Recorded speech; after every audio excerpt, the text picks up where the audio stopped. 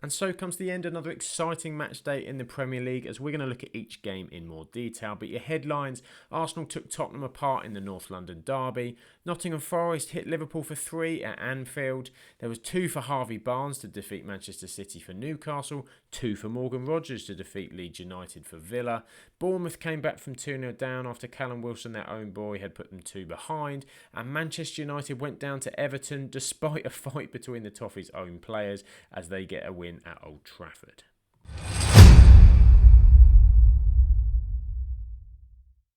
The Saturday lunchtime kick-off first, and Chelsea cruised past Burnley at Turf Moor. Pedro Neto and Enzo Fernandez firing the Blues to a 2-0 win. Burnley started brightly while Jadon Anthony and Loom Chowner testing Robert Sanchez between the Chelsea posts in the opening exchanges. Chelsea eased into the game, Trevor Chalobah forcing a routine save from Martin Dubravka before the breakthrough. Pedro Neto striking first on 37 minutes, heading home a Jamie Gittins cross at the far post with a well-timed cross and run. The visitors grew in control after the opener. They managed to withdraw captain Reece James at half-time as well, yet they did manage to tighten their grip. Neto hit the post soon after the restart, while Malo Gusto and João Pedro added further efforts. Burnley's second half threat faded, Zion Fleming blazing over, their only real chance after the interval. Chelsea managed their possession with authority. They finished close to 60%, limiting Burnley's attacking movements. Substitutes Mark Guiu set up Enzo Fernandez late on, with the midfielders sealing victory with a composed finish in the 88th minute. 3 points secured for the Blues.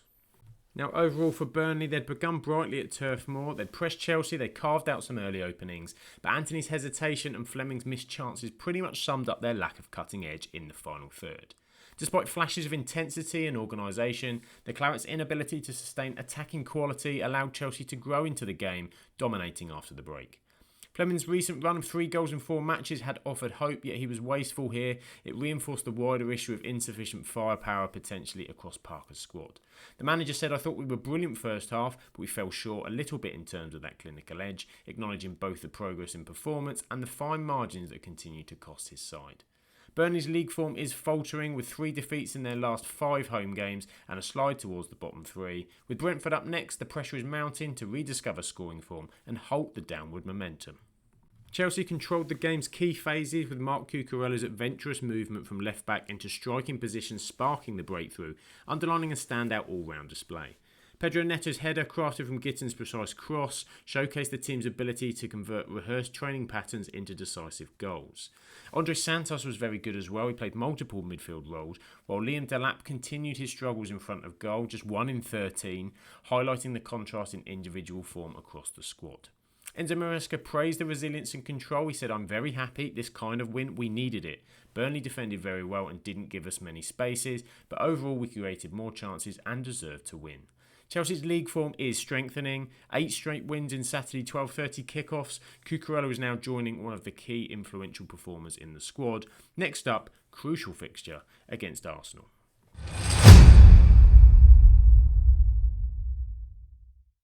There was drama at the Vitality Stadium, Bournemouth fighting back from 2 goals down to draw 2-2 with West Ham. Callum Wilson wasted no time, striking after just 11 minutes for the Hammers against his former club, showing his Premier League goal-scoring credentials after talking of England squad hopes earlier in the week. The veteran forward doubled the lead in the 35th minute with a brilliant finish on the turn. West Ham went into half-time cruising at 2-0, looking set for a comfortable win. But Bournemouth clawed their way back when Marcus Tavernier smashed home a penalty in the 69th minute. Alfonso Areola keeping the Hammers ahead briefly with a superb save to deny Eli Junior Krupi. At substitute, Ines Unal made the difference, curling the equaliser just minutes after coming on. Unal nearly snatched victory late on, but Areola stood tall to keep the scores level. The game finished 2-2, Bournemouth unbeaten at home this season, while West Ham left frustrated after letting a 2-goal lead slip. Bournemouth showed resilience at home once again, fighting back from 2 goals down to preserve their unbeaten record at the Vitality Stadium, with Ines Unal's equaliser marking a significant personal comeback after long-term injuries. The Cherries' attacking intent in the second half highlighted their depth, Unal's impact off the bench reinforcing Areola's ability to find solutions despite missing key forwards like Semenyo and Kluivert. Defensively, however, Bournemouth were punished for lapses in the first half. They conceded 2 relatively simple goals to Callum Wilson, underlining an area that Areola will demand improvement in. He admitted frustration post-match, saying it's not a good result for us. We've made mistakes and we cannot concede 2 goals that we conceded in the first half. We deserve more, but we have to look at what we did wrong at the beginning. The Cherries remain in the top half of the table with 19 points in 12 games, unbeaten at home, and they're now prepared for a difficult away fixture next week, where Unal's return to scoring form could prove vital. West Ham looks set for a 3rd straight win under Nuno Espirito Santo after Wilson's first half brace, but their inability to sustain control after the break exposed familiar frailties. The Hammers had just 26.6% possession in the opening period, yet were clinical. But Wilson's substitutions shifted the balance. It left them unable to relieve pressure as Bournemouth mounted their comeback. Defensive lapses proved costly. Max Kilman's handball gifting Bournemouth a penalty before Unal's equaliser, undoing the advantage built in the first half. Nuno admitted afterwards, in the first half we punished their mistakes and in the second half they punished ours. They started pressing and we couldn't get out and have some breathing space with the ball. Despite dropping 2 points, West Ham remain unbeaten in 3 games. Wilson's rediscovered scoring form and Hammers just about stay out of the relegation zone ahead of their next fixture.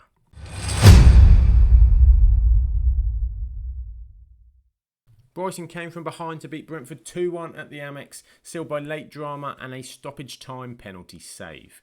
Igor Thiago put Brentford ahead in the 29th minute, calmly slotting home from the penalty spot. Brighton struggled to break through before half-time. Kelleher rarely tested in the Brentford goal. Danny Welbeck scored again, equalised in the 71st minute, cushioning a volley from Yankuba Minta's teasing cross, and substitute Jack Hinchelwood marked his return from injury with an 84th minute strike to give Brighton the lead. Brentford, they were handed a lifeline deep into stoppage time when Kevin Schade was brought down in the box. Thiago stepped up for his 2nd penalty of the day, but Bart Verbruggen was the hero as he guessed right and saved. The Amex erupted, Brighton extended their unbeaten home run to 10 Premier League matches, and Brentford meanwhile were left frustrated, suffering their 5th defeat in 6 away league games. Brighton's first half display was flat, a Belieber's costly penalty error summing up his struggles so far this season, but the side showed character to turn the game around after the break. The turning point came from 2 moments of quality, Minta's delivery for Welbeck's equaliser and Hinchelwood's composed finish on his return from injury, both decisive contributions that lifted the Amex. Verbruggen's stoppage time penalty save ensured the comeback was complete, underlining his growing importance as Brighton's number 1, proving a huge confidence boost for the young keeper. Fabian Hürzeler reflected, "We reacted well in the second half and we always have to believe that we can score goals and turn a game around." And that's what we showed. He also praised Welbeck's form, likening him to a good red wine who improves with age. The victory extended Brighton's unbeaten home run to 10 league matches. Welbeck scored 7 in his last 7 games, and next up they face another stern test away from home as they look to build on this momentum. Brighton's comeback exposed Brentford's reoccurring away struggles, with the Bees now losing 5 of their last 6 on the road and still winless in all 5 Premier League visits to the Amex. Igor Thiago's first half penalty highlighted his prolific form, taking him to 9 league goals this season. But Brentford's reliance on spot kicks, 4 of their 18 goals, underlines a lack of cutting edge in open play. Despite Jordan Henderson's assured midfield display and Ouattara's threat on the break, Brentford registered only 4 shots on target, 2 of which were the penalties, showing their lack of creativity. Keith Andrews admitted, "There are elements where I wasn't entirely happy with bits with the ball and we gave it back too easily. Defensively we were pretty solid and restricted them to very little, and then the game changed on that equaliser." The Bees remain hampered by poor away form but will look to regroup quickly. Thiago's goal-scoring consistency, Henderson leadership is crucial as well as they prepare for their next Premier League fixture against Burnley.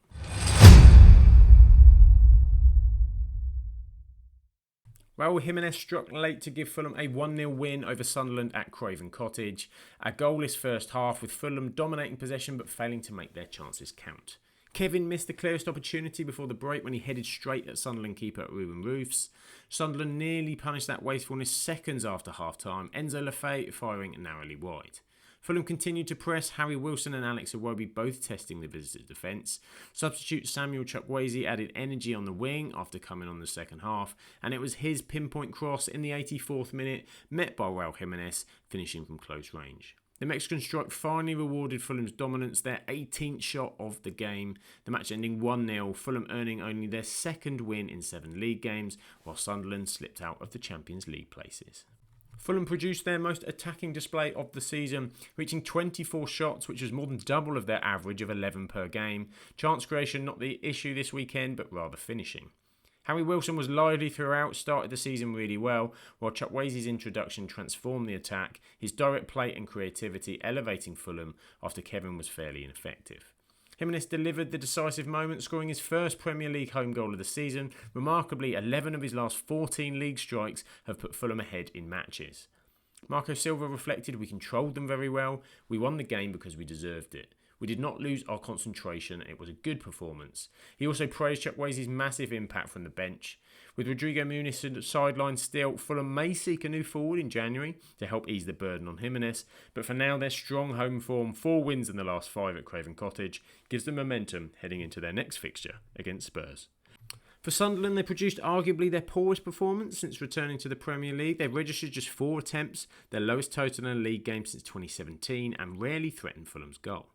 Once again, Roos was the standout. He made 4 saves to keep his side in contention, but the lack of creativity around him highlighted the limitations in the 5-4-1 system against mid-table opponents. The tactical approach that frustrates bigger teams left Sunderland short of attacking outlets here, with their inability to build up sustained pressure exposing a bit of a reliance on the defensive solidarity rather than proactive play. Regis Lebris admitted, "I think they deserved to win this game. They imposed their style. Our second ball management wasn't good enough to change the momentum. We suffered and then we created 2 and 3 chances, but it wasn't enough." Sunderland have now gone 3 league games without a win. The looming absence of up to 7 players during the Africa Cup of Nations. Lebris must quickly find solutions to help maintain their strong start.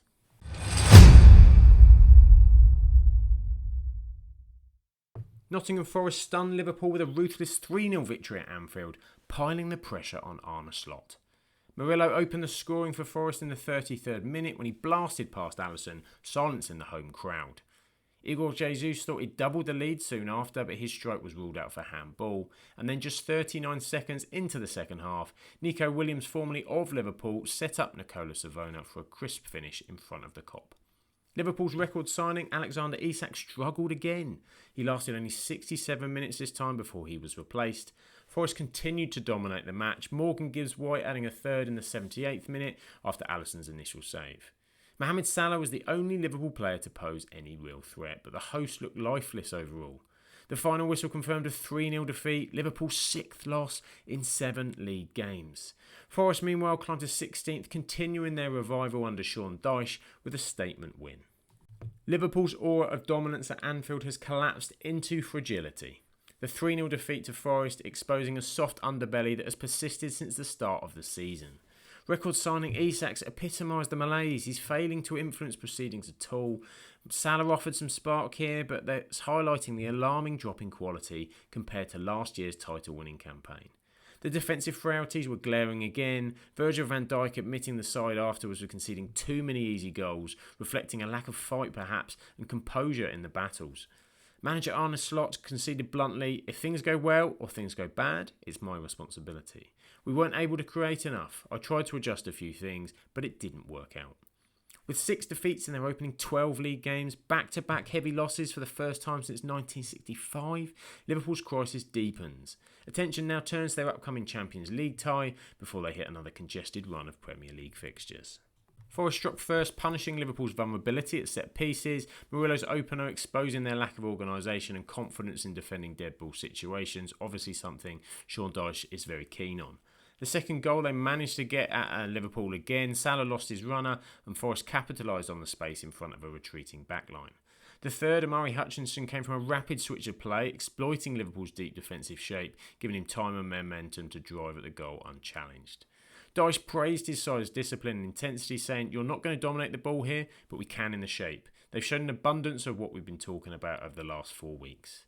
With Murillo commanding at the back, Sangara controlling the midfield and Gibbs-White adding creativity and goals, Forest's revival under Dyche continues. Unbeaten in their last 3 games, they now look ahead with more optimism for the rest of their season.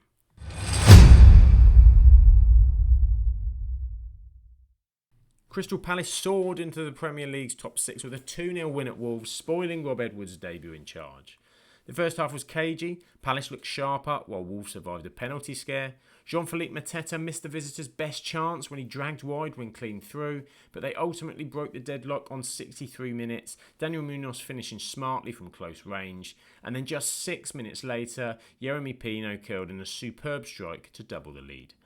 Wolves had golden chance to respond, but John Arias somehow prodded wide from 2 yards. Palace controlled the tempo throughout. They showed composure and quality in key moments. For Wolves, the defeat extends their winless run to 12 league games, leaving them bottom on just 2 points. The Molineux crowd ended subdued as Palace celebrated a deserved victory on the road. Wolves' 2-0 defeat to Crystal Palace extended their winless run to 12 league games. They're 9 points adrift of safety and highlighting the scale of the challenge that faces new head coach Rob Edwards. Despite visible effort and some second half improvement, Wolves again lack quality in the final third, their late miss epitomising a side full of endeavour but short on composure and end product. The subdued atmosphere at Molineux reflected the faded optimism. Wolves' inability to score first continues to undermine their confidence and momentum, fine margins repeatedly going against them this season. New manager Rob Edwards said it was never going to be a quick fix. Got no one to blame but ourselves. We lacked confidence and needed that first goal. We all want a magic wand. None of us have got it. Wolves now face back-to-back Midlands derbies against Aston Villa and Nottingham Forest, fixtures that will test whether Edwards can instil belief and intensity quickly enough to secure their desperately needed first league win. Crystal Palace's 2-0 win at Wolves showed their resilience and adaptability, with Yeremy Pino stepping up impressively, now of course in the absence of Eze, his intelligent movement and clinical finish making him the creative spark that kept the Eagles ticking. Oliver Glaston's side were calm and controlled, navigating the challenge of facing a new Wolves manager with composure. Munoz's goal capping a performance that underlined Palace's ability to manage tricky fixtures with maturity. Palace's defensive discipline was evident, with Mark Gahey smartly avoiding a second yellow and the team securing a 3rd consecutive clean sheet, reinforcing their growing reputation for balance between attack and defence. Glasner praised his team's adaptability, said it was a tight game, clean sheet, 3 points here at Wolves. It's been a very good start. We're really enjoying our journey together. With 20 points in 12 games, their best top flight start since 91-92. At the end of Saturday was sat in the top 4, but Palace now look capable of sustaining a push for European qualification, with tougher fixtures ahead set to test their staying power.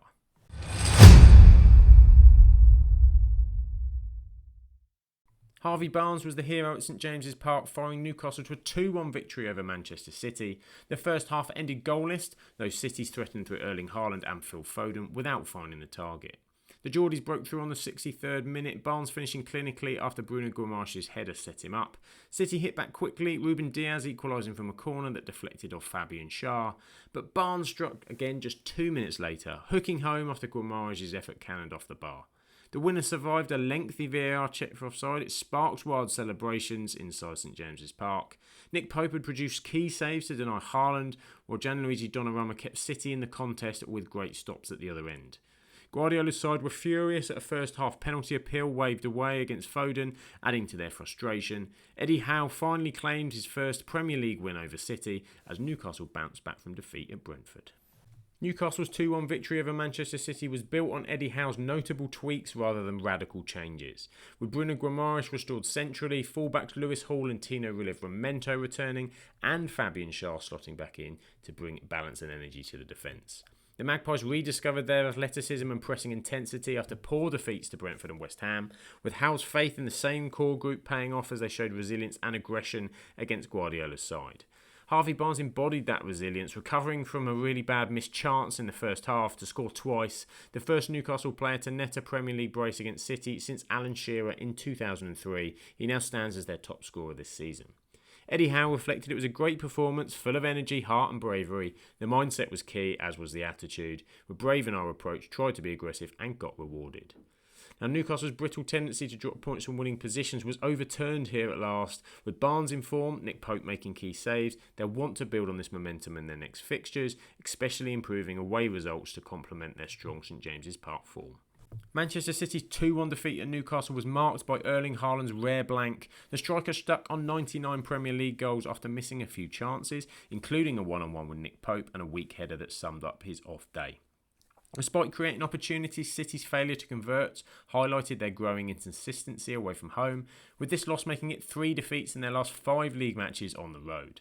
The VAR delay over Harvey Barnes' winner added frustration, but ultimately City's inability to seize momentum after equalising showed a lack of sharpness compared to their usual ruthless standards. Manager Pep Guardiola admitted it was entertaining, we both had chances, there was a momentum shift and ultimately we couldn't win. Newcastle are a top side, top players and a top manager.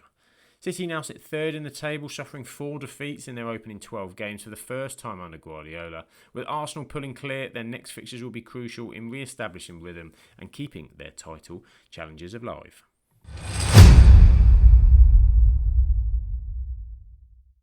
Morgan Rogers struck twice as Aston Villa came from behind to beat Leeds 2-1 at Elland Road. Leeds made a dream start after just 8 minutes, Lucas Mchat bundling in a scrappy opener after a lengthy VAR check. The hosts held their lead until half-time, with Villa struggling to create clear chances, despite Ollie Watkins going close. Unai Emery's side responded immediately after the break. Donyell Malen's low cross flicked home by Rogers for the equaliser. Rogers then completed the turnaround on 75 minutes, curling in a stunning free kick from the edge of the box. Leeds thought they'd levelled moments later, but Dominic Calvert-Lewin's effort was ruled out for handball after VAR review. Emi Martinez redeemed his earlier effort with a fine late save from Pascal Struijk to preserve Villa's lead, and the defeat leaves Leeds in the relegation zone after 3 straight losses, piling pressure on boss Daniel Farke. Villa meanwhile have won 6 of their last 7 and continue their push towards the Champions League places. Leeds once again showed their trademark fast start, with the early strike making it 4 goals inside the opening 15 minutes this season, the most of any Premier League side, but their inability to sustain intensity cost them. Despite leading at half-time, Villa's second-half dominance exposed Leeds' recurring weakness of fading after strong starts, marking only the 4th time they've lost a home league game when ahead at the break. Defensive lapses remain a concern, particularly how they conceded so quickly after the restart, undermining the attacking promise that they showed, particularly down their left flank, and raising questions about Daniel Farke's in-game management. The manager did say, performance-wise, we dominated many periods, we should have taken some points, but we concede too many goals, and if we perform like this, we will win many more points. Leeds remain winless in the last 6 league meetings with Aston Villa and back-to-back defeats after leading. The next fixtures will be crucial in testing whether they can convert bright starts into consistent results. Villa's comeback win at Elland Road was driven by the brilliant Morgan Rogers, whose brace not only secured the points, but also underlined his growing reputation as one of the most effective young English attackers in the Premier League. The first half exposed their struggles, with Leeds dominating possession and intensity, but Emery made tactical adjustments after the break. Villa were playing quicker, more aggressively, and it turned the match in their favour. Rogers' direct running and movement provided more threat than the underperforming Buendia and Watkins in this one, and his brace marked the first time a Villa player had scored twice at Elland Road since Gareth Southgate back in 2000. Manager Emery praised his side's resilience, saying Leeds deserved the first half. Second half we dominated the ball more. We're trying to set as high a standard as possible. My players were fantastic. Villa's league form remains strong, 6 consecutive Sunday wins now, their longest streak on that day in the club's history, and with Rogers on 27 goal involvement since his debut, they will look to carry this momentum into their next fixture.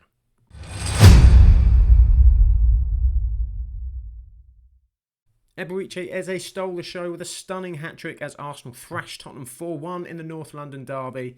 They dominated from the outset, with Leandro Trossard opening the scoring in the 36th minute after Mikel Merino's clever pass.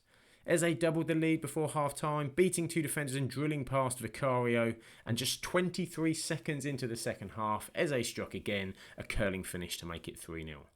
Tottenham briefly responded through Richarlison, who lifted a superb long-range effort over David Raya to cut the deficit, a goal that with any other result would certainly have got many more headlines. But Arsenal's control never wavered, and Eze completed his hat-trick in the 76th minute with another composed finish. Spurs struggled to create chances, they failed to register a shot in the first half, and they looked second best throughout. Thomas Frank's tactical switch at half-time offered little resistance as Arsenal continued to dictate the tempo. The victory extends Arsenal's lead at the top to 6 points, while Spurs remain well off after a painful derby defeat. Arsenal's 4-1 demolition of Spurs was a statement performance built on Eberechi Eze's hat-trick, highlighted why the club moved decisively to sign him after Kai Havertz's injury. His creativity and link-up with Bukayo Saka gave the Gunners a new attacking dimension. Despite missing key figures like Odegaard and Gabriel, Arsenal controlled the game with 17 shots to Spurs' 3, showing their depth and tactical adaptability, while Eze's unpredictability added a decisive edge to their forward line. The victory reinforced Arsenal's league dominance. It moves them 6 points clear at the top, with Eze one of the most productive English players in the Premier League this season.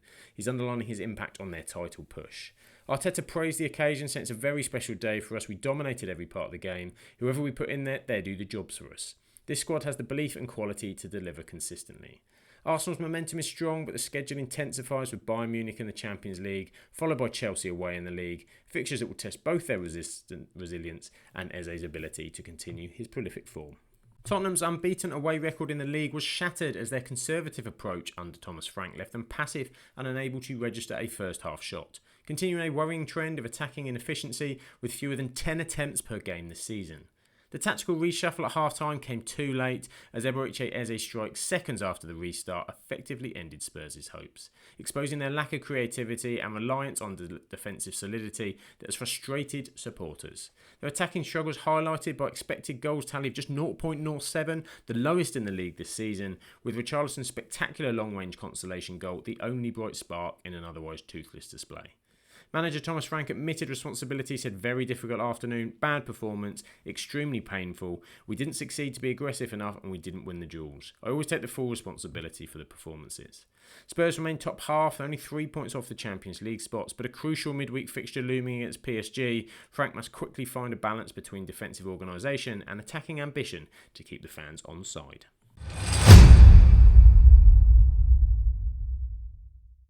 Ten-man Everton stunned Manchester United at Old Trafford as Dewsbury-Hall fires the Toffees to a 1-0 win. Eberechi Eze sent off after just 13 minutes for striking his own teammate Michael Keane in a crazy early bust-up as he slapped him, leaving the away fans in shock. The referee brandished the red card. Is it not? It's definitely a talking point. Seamus Coleman's early injury compounded Everton's chaotic start as well, which forced David Moyes into a reshuffle. With their backs against the wall, Keane and Dewsbury-Hall curled a superb strike past Sen Lamens on 19 minutes, the only goal of the game. James Garner provided the assist as well as driving Everton forward constantly despite being down to 10 men. United pressed, Bruno Fernandes and Brian Mbeumo testing Jordan Pickford from distance. Mason Mount came close with a curling effort, but Pickford stood firm between the posts, as did Everton's defence. Joshua Zirkzee's late header was brilliantly saved, denying United an equaliser, as Everton held on for only their second Premier League win at Old Trafford since 1992. Manchester United failed to capitalise on Gay's bizarre red card, producing one of their poorest halves of the season, disjointing attacks and misplaced passes all over the place. Despite creating 25 shots and 4 big chances, United's finishing lacked composure. Fernandes and Zirkzee both denied by Jordan Pickford's sharp interventions. Zirkzee had started for the first time in 225 days, and he showed rust, but he did grow into the game, forcing Pickford into a brilliant save late on, and Dorgu squandered a key first half chance as well. Ruben Amorim admitted his frustration, saying United didn't understand how we should play against 10 men and criticised the lack of intensity and decision-making in the final third. The defeat ended United's 5-match unbeaten run, leaving them 10th in the table, and with Sesko and Cunha sidelined, they now face a crucial test away at Crystal Palace in their next fixture. Everton showed remarkable resilience after Eberechi Eze's extraordinary red card for striking teammate Michael Keane, reorganising quickly and refusing to be destabilised. Keane and Dewsbury-Hall's curling finish on 29 minutes epitomised the side's growing confidence, while Pickford's late saves underlined the defensive steel that carried them through.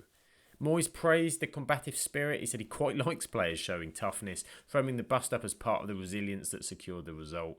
Gay has publicly apologised to Keane and the squad post-match. The team has applauded his accountability and allowing the group to move on and focus off the back of this good win. Back-to-back league wins lift Everton to 11th. They're level on points with United and now look ahead to hosting Newcastle in their next Premier League fixture. And so here's the Premier League table after match day 12. It's Arsenal clear after 12 games, 6 points. They've got the lead. No side has ever not won the title. 6 points clear after 12 games, so ominous signs for everybody else. Chelsea have risen to second, so that makes it next week's game between the two extremely exciting. Manchester City remain third, while Aston Villa on their great run have now risen into fourth in the Champions League places, with Palace and Brighton in those 5th and 6th positions. Turning to the bottom of the table, Leeds have slipped into the relegation zone. Forest and West Ham's revivals have seen them continue up the table. Burnley still sit there in 19th, and Wolves on just a measly 2 points. Thank you for joining the video. It'd be wonderful if you could like and subscribe to the channel as I look to do more of this content. And if you enjoy Premier League chat, do join me on the Absolute Football podcast. We're live on a Tuesday night talking everything from each of the Premier League games, or you can check it out afterwards on YouTube. Do check that out. Absolute Football podcast, that is. But for now, have a wonderful week. More football next weekend. I hope you have a great one. Catch you soon.